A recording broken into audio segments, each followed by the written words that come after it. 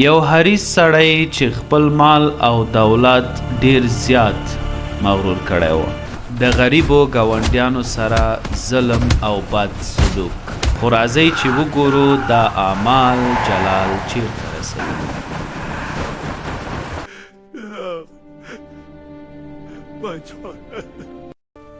یو وخت په یو افغان کلی کې دوه کورنۍ اوسېدلې چې یوه یې ډیره پیسه‌داره او سرمایه‌داره کورنۍ وه، خو بله یې ډیره غریبه کورنۍ وه. دا غریبه کورنۍ د کاظم نومې سړي وه. دی د خپلې میرمنې یو ځوان زوی او یو کوچني زوی سره اوسېده. کاظم به د سهار نه تر ماښامه پورې سخت کار کاوه، خو د ورځې په پای کې به بیا هم د ګوتو په شمار پیسې ګټلې وي او په هغه ناچیزو پیسو به یې د ورځې په پای کې د خپلې کورنۍ لپاره د خوراک یو څه اخیستل. د کاظم مشر زوی شاپور بیا یو هوښیار او غیرتي هلک و. هیڅکله به یې له پلار نه داسې غوښتنې نه کولې چې هغه د هغه له توانه پوره نه وي.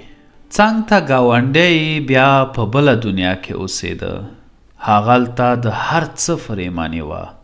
دا د جلال شتمن کور و. واخله زویا، نن مې درته ډېر څه راوړي دي.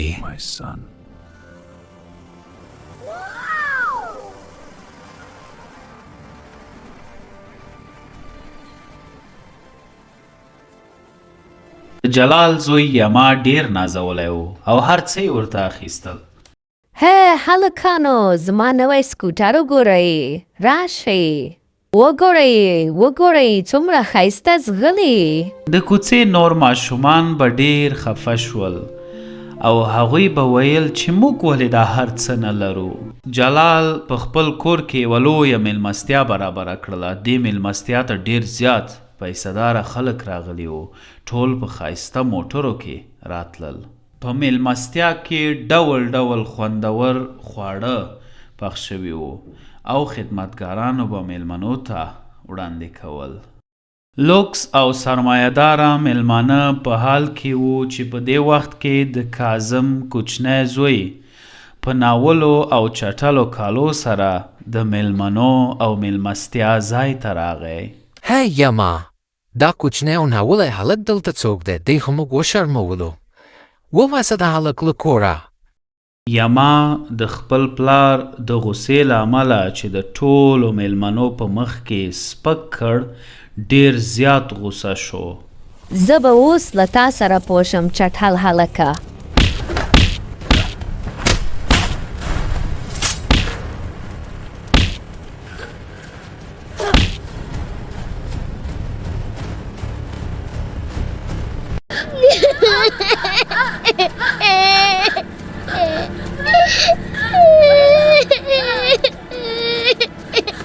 کاظم چې خپل کوچنی زوی په ژړا ولید نو ډیر وارخطا شو او کوچنی زوی رامین یې ورته ټوله کیسه وکړه.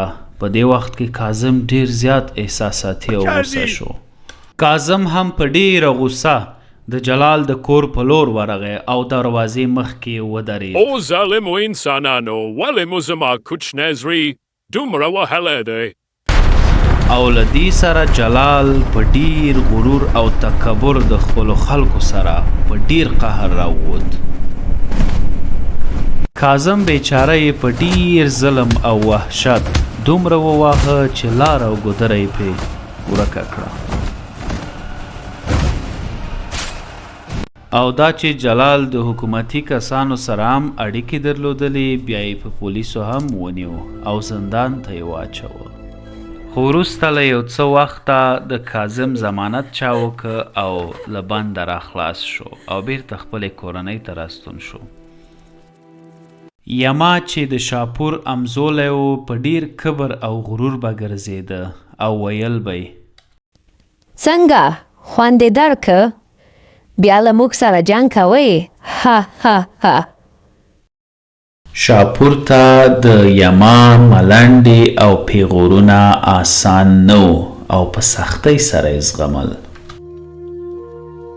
هی ښکلې نجلۍ چېرته ځې ودرېږه ما یوازې پرېږده مه ما یوازې غواړم له تا سره خبرې زه یوه پښتنه یم او دا کار زه نه کوم ما یوازې پرېږده د کلي ټول خلک د یما له دې سپکو کارو ډیر ستړي وو خو د پلار په خاطر یې هیڅ هم ورته نشو ویلی یوه ورځ جلال له ځان سره وویل زه به د دې ګاونډي دا ځمکه واخلم او د خپل باغ پورې به یې وتړم نو زما باغ به نور هم لوی او ښایسته شي ګاونډیه د ځمکې قیمت دې څومره دی جلال خانه زه دا ځمکه نه خرڅوم که هر څه یې کې ښه به وي درته که نه په زور دې وباسم جلال خان په ما رحم وکړه زه هېڅ هم نه لرم خو جلال خان په خپل کبر او غرور کې غرق و او ګاونډیان یې په زوره له کوره وویستل او ځمکه یې قبضه کړه جلال د مال او دولت په راټولولو کې غرق و او ده به ویل زما لپاره زما پیسې کافي دي زه هیڅ چاته هم اړتیا نه لرم پیسې زما خپلوان هم دي ګاونډیان مې هم دي او زما تر ټولو قوي ملاتړ ما له هرې بلا ساتلی شي خو جلال هیر کړي و چې د الله د امتحان نه هیڅ شی هم انسان نشي خلاصولی یما د تل په څیر بې احتیاطي کوله چې حادثه یې وکړله او روغتون ته یوړل شو ډاکټر صاحب یما څنګه دی چیرته دی یما موږ خپل کوښښ وکړ خو یما بچ نشو نه دا څه اورم د یما د مرګ نه وروسته بله ورځ عاجل خبر خپور شو چې د جلال کومه صرافي چې وه هغه غلو لوټلې ده او اوس یې اکاونټ صفر شو په یوه لحظه کې د جلال ټوله شتمني تالا والا شوه او له منځه ولاړه اوس نه پیسې شته او نه هم زوی هغه دوستان چې د دې د پیسو په خاطر به یې ورسره دوستي کوله هغه هم اوس تر څنګ یې نشته بله ورځ د یو شتمن او زورور سړي زوی چې یو لوچک لوفر انسان وراغی او له جلال څخه یې سارا وغوښته سارا هم رد کړ خو هغه هلک وویل چې اوس به یې درنه په زوره بوزم نه مرسته وکړئ ما له دې ظالمانو وژغورئ خو هیڅوک هم د مرستې لپاره نه و او زر تر زره یې موټر ته پورته کړه مه کوئ هیلکو مه کوئ ظالمانو زما لور پرېږدئ جلال ډېرې منډې ووهلې ډېره هڅه یې وکړله خو خپله لور یې ونه شوله ژغورلی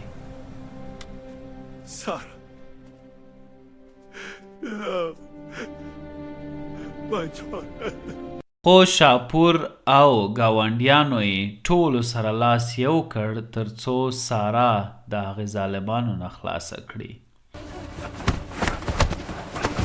شاپور هم په پوره میړانه وجنګېد او سارا یې وژغورله